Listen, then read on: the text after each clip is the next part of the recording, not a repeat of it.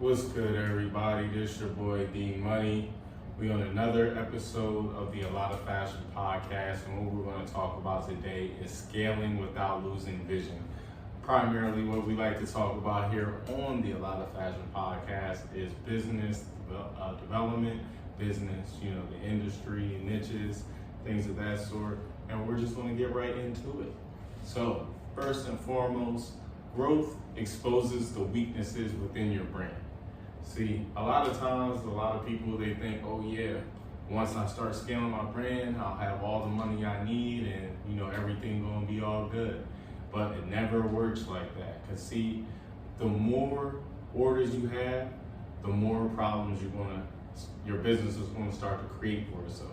Because first and foremost, most entrepreneurs are starting off by themselves or just with an additional partner. They don't have multiple employees working for them, and then most importantly, they don't have any systems created for their brand in order to operate certain things that matter, like shipping, quality control, customer service, things of that sort. But we're going to get right into that. So number one is operational reality. When you start to gain more orders, you're going to start to see shipping delays, because first and foremost, you got to pack these orders if you have the inventory already there available for you. And then if you have manufacturing, say if you have a clothing brand or a certain array of products, it's going to start to create delays because the manufacturer has to create these products, and the time frame that you were accustomed to before is going to extend because of the simple fact that you have multiple orders coming in, at a time. So that's number one.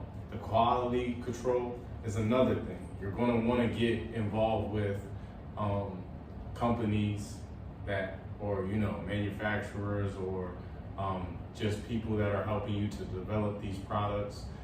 You're going to want to be able to get with people that take mass orders. You're not going to want to work with people that take small orders or minimum orders of like 100 or 500.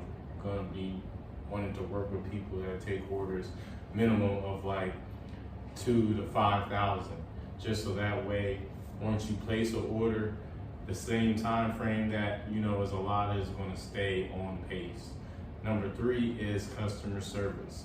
Your customer service is going to start to lag because of the simple fact that you may not have enough people that are in the customer service realm hired for your business. So the time that you were spending, doing certain things, say, product development or marketing, you're going to be primarily focused on, customer service, so that way your customer retention doesn't fall off. Don't rush expansion.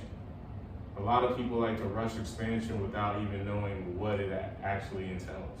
Stay controlled, stay with what is working for you.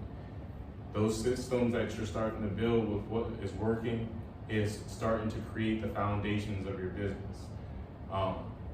Say if social media is working for you, stick with social media. If anything, get more consistent with it. These posts that you are gaining more traffic on, but showing you what is actually engaging more with your target audience, your customers, or potential customers. So learn from these experiences so that way you can take it and stay focused and consistent. Stay intentional. When you're intentional, you move with purpose. You stay with the story. You stick with the plan. A lot of people don't stick with the plan. They go off and start trying to do new things once things are working for them and forget about things that were working for them. Stay intentional with what's working. Find out what your weaknesses are. Keep maintaining what is working and develop those weaknesses step by step, not all in one swoop. Because if you try to do it all in one swoop, again, it's going to take focus away from what is working for you. So maintain the main thing. Number three is protect the brand. Not every opportunity is aligned with your brand, whether it be brand ambassadors, Brand ambassadors, half the time, are not even interested in your brand. They just see a paycheck regardless of the amount and are willing to just do it because of the simple fact that they can make a paycheck. You got to see what people are doing in their day-to-day practices in order to see if it aligns with your brand and the message that you have behind your brand. Because, like I said, people can come in there and mess up your brand just with one collaboration. So be mindful of that. Also, be mindful of, brands that, have opportunities like magazine opportunities or whatever. Make sure that the magazine that you are actually featured in is aligned with the industry that you are actually a part of. Because a lot of times there will be magazines that hit you up and they don't even actually align with the messaging or even the industry that you're in. So be mindful of that. Scaling fast means nothing if you can't maintain what works for the brand. It's just that simple. So make sure that, like I said, you maintain the main thing, the things that are working for you. Make sure that you build solid systems for solid habits by yourself and your employees, so that way you maintain customer service, you maintain the quality control of the products that are being put out, and you minimize as many shipping delays and other problems that can occur. The next episode that we'll be talking about on the ALOF Fashion Podcast is from product to cultural movement. So make sure that you like and subscribe and you stay tuned so that way you can catch up on all the old episodes and stay tuned for the new episode. We drop every Sunday at 10 a.m. Hope to see you there.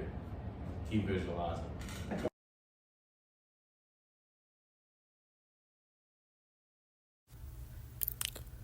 Thank you guys for watching another episode of A Lot of Fashion. We appreciate you guys for liking and subscribing and also staying tuned through the whole episode. Make sure that you take these business gems and start visualizing your purpose. I am out.